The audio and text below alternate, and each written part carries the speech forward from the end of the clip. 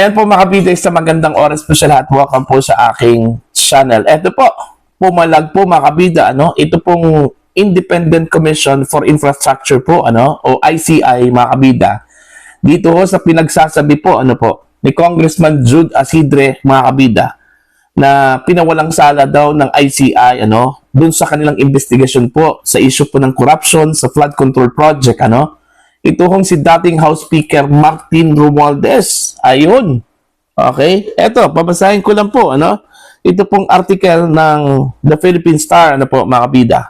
ICI didn't make determination of guilt on Romualdez. Ito yung kanilang headline po, The Independent Commission for Infrastructure or ICI refutes the interpretation of Tingog Party List Representative Jude Asidre about the recommendation on former Speaker Martin Romualdez in one of its referrals, mga kabida. So, nirefute po nila yung sinabi po, ni Congressman Asidre, mga kabida. Yung kanyang sinabi kasi, na inosente daw, okay? Walang link daw na nakita ko itong ICI po, mga kabida, laban ho dito kay dating House Speaker Martin Romualdez, sa issue po ng corruption sa flood control projects, mga kabida.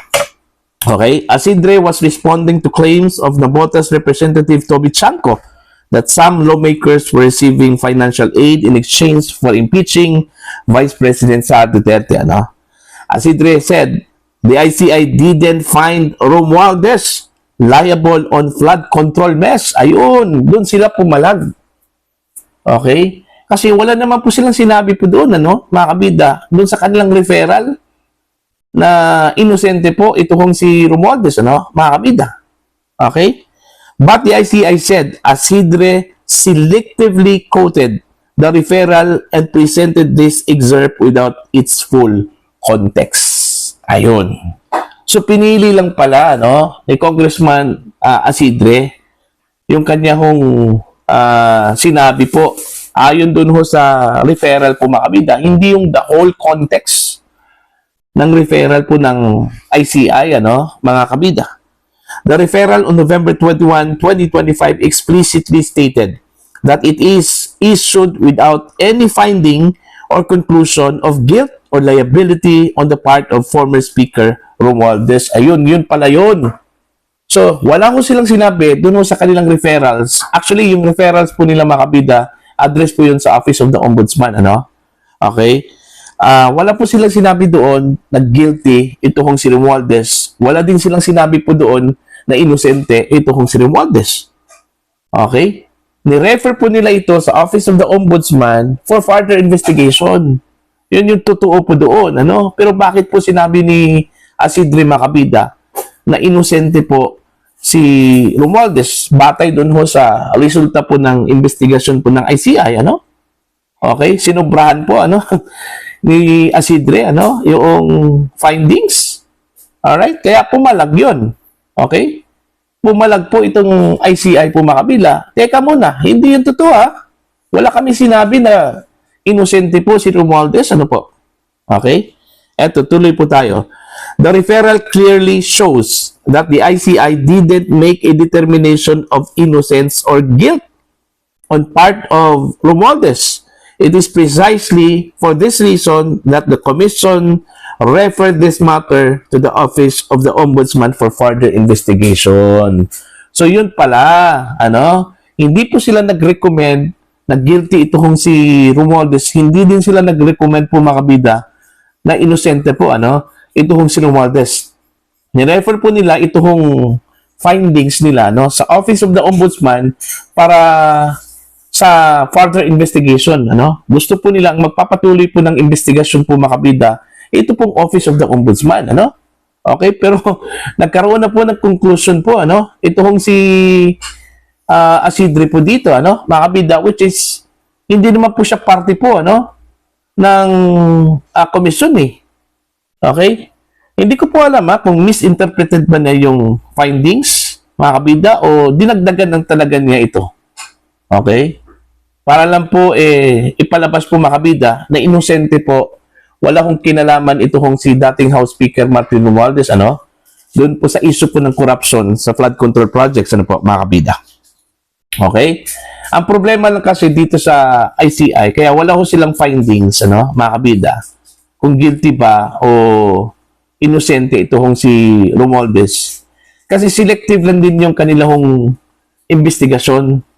Okay? Pinili lang po nila yung kanilang inimbitahan po, mga kabida, para maglabas po ng kanilang testimonya, Okay? Ang kanilang inimbita for investigation po yung mga contractors, okay? Yung mga official po ng Department of Public Works and Highways, Pero ipinatawag ba nila, mga kabida? Ito kung si dating Marine Officer Orly Gutesa, na una na pong nag-testify po mga kabida sa Senate Blue Ribbon Committee, nung panahon pa po ni dating Chairman, Senador Rodante Marcoleta, mga kabida? Wala. Okay? Kinuha ba nila, mga kabida, yung testimonya po, yung video ni dating ako Bicol Party List Representative, Zaldico, Okay? Malinaw naman po dun sa kanyang sinabi po, mga kabida, na meron pong involvement ito si dating House Speaker Martin Romualdez. At dun kay Gutesa po, mga kabida, malinaw dun sa kanyang testimonya, na nag-deliver daw sila ng pera, sa bahay mismo ni dating House Speaker Martin Romualdez sa may McKinley Street sa may Taguig. At hindi lang po basta-basta pera po, mga kabida, isinilid daw ito sa maleta. Kinuha ba nila yon bilang reference? Wala. Hindi. Hindi po nila kinuha yon. Kaya wala ko silang findings. Okay? Kung guilty ba o inosente ito si Romualdez, mga kabida. See? Yun yung problema po, Siguro, kagaya din ni Senador Ping Lacson, nakita po ng taga-ICI po, mga kabida, na walang probative value yung statement po ni Zaldico, Okay? Dahil unang-una, ang rason po ni Senador Lacson, hindi naman po yun permado, Hindi naman po yun naka-take oath, si Zaldico nung sinabi po niya yun. Alright? Kaya nga, ang hamon po that time, ni Senator Ping Lacson kay Zaldico, pumunta siya sa embassy, kung saan man po siya, okay? Para mag-take oath doon sa kanya mga sinasabi. Para magkaroon daw ng probative value, mga kabida, po. Pero, kung tutuusin po, mga kabida, very credible ito si Zaldico. Sa lahat ng mga testigo po, mga kabida, na ipinatawag po ng ICI, ito Senate Blue Ribbon Committee, mga kabida, ang pinaka-reliable doon sa issue po ng corruption sa flood control projects ay ito si Zaldico. Kasi siya yung chairman during that time, ng Committee on Appropriations dyan po sa House of Representatives. At inamin naman po ni Zaldico, mga kabida, okay, during sa kanyang video presentation, na meron po siyang in-insert na 100 billion pesos po. Okay? Na pera, mga kabida. Doon po sa 2025 national budget. At doon po sa 100 billion pesos, 25% doon, mga kabida, ay kickback daw, ni Pangulong Ferdinand Bongbong Marcos. Okay? See? Bakit hindi po nila ginawang referral yon o reference, mga kabida? Yun yung problema. Okay? Kaya ngayon, wala ko silang conclusion kung guilty ba o inosente ito si Romualdez, Ganon din yun sa Blue Ribbon Committee, mga kabida. Simple lang po yun, sana. Kung ipinatawag lang po nila si Zaldico, ipinatawag po nila si Orly Gutesa, o di kaya hinabol po nila, mga kabida, yung testimonya po ng 18 mga dating sundalo, sana nagkaroon po sila ng clear picture po ngayon, mga kabida. Kung involved ba o inosente ito si dating House Speaker Martin Romualdez, kaso wala Nagkaisa po sila, mga kabida, na yun, hindi po natin ipatawag itong mga taong ito, Yun lang yung available na resource persons or witnesses lang po yung ipatawag natin, mga kabida. Diba? Yun yung batikos po, dito sa ICI, sa Senate Blue Ribbon Committee, ano, malinaw naman po yung mga testimonya po linking the former speaker, ano, and the president, ano po, mga kabida. Pero hindi po nila pinick up yun. Ewan ko kung anong rason, ano, mga kabida. Di ba kung mag-imbestiga ho tayo, lahat ng mga available sources ng information, dapat himay-himayin natin yun, di ba? Yun yung investigasyon po, ano, mga kabida. Oh. At ipatawag natin yung mga sources po ng information, ano po? O bakit hindi po nila ipinatawag? O, sasabihin po ng ICI, wala naman po si Zaldico dito. Marami hong mga paraan po, ano? Para lang po, ma-extract po nila yung testimony po, ano? Ni Zaldico, mga kabida. Pwede naman po, via Zoom, ano? Allowed na po yun.